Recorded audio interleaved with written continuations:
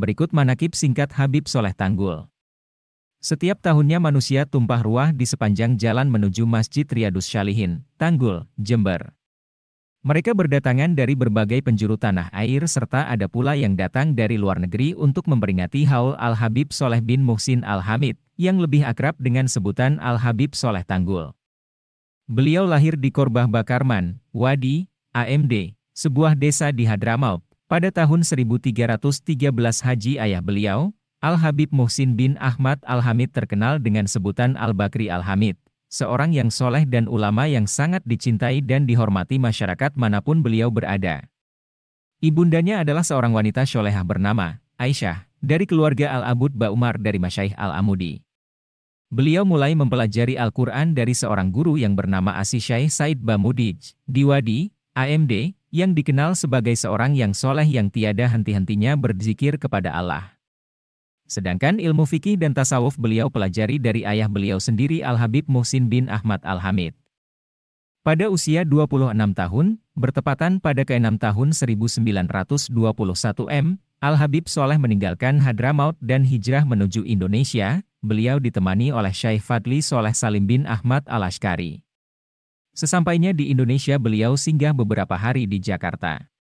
Mendengar kedatangan Al-Habib Soleh, sepupu beliau Al-Habib Muhsin bin Abdullah Al-Hamid, meminta Al-Habib Soleh untuk singgah di kediamannya di kota Lumajang. Lalu Al-Habib Soleh pun tinggal sementara di Lumajang. Setelah menetap beberapa waktu, kemudian beliau pindah ke Tanggul, Jember.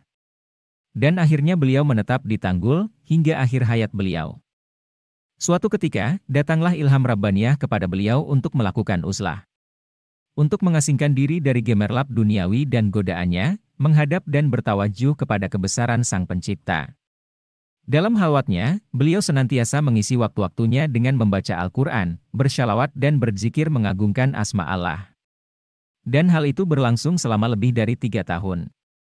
Hingga pada suatu saat dalam halwatnya, beliau didatangi oleh guru beliau, Al-Imam Al-Qutub Al-Habib Abu Bakar bin Muhammad As-Saqqaf, dalam cahaya yang bersinar terang.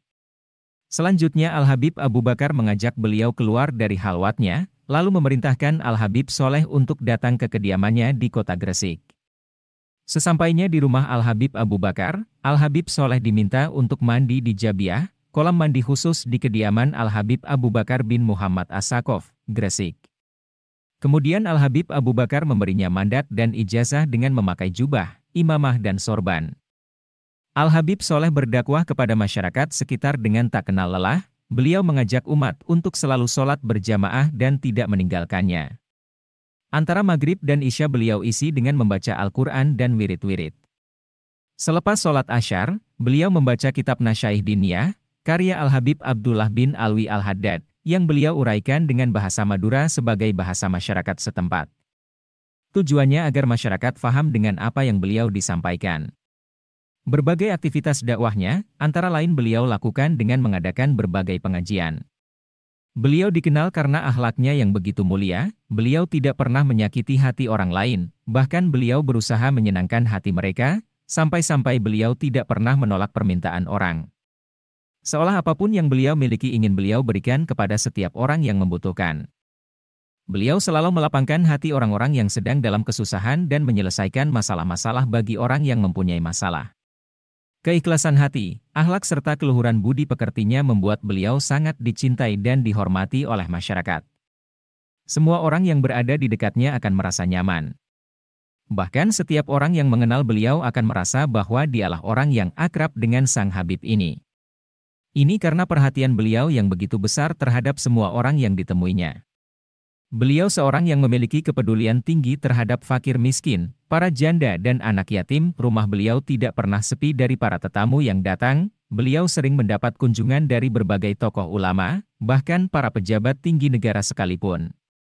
Mereka datang untuk bersilaturahmi sampai membahas berbagai permasalahan kehidupan. Al-Habib Soleh melayani para tetamunya dengan penuh sukacita. Siapapun yang bertamu akan dijamu sebaik mungkin.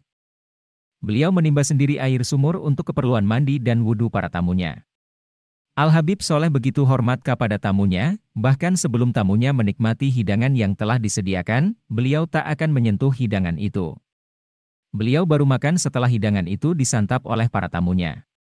Sebagaimana sabda Rasul, barang siapa yang beriman kepada Allah dan hari akhir, hendaklah ia menghormati tamunya.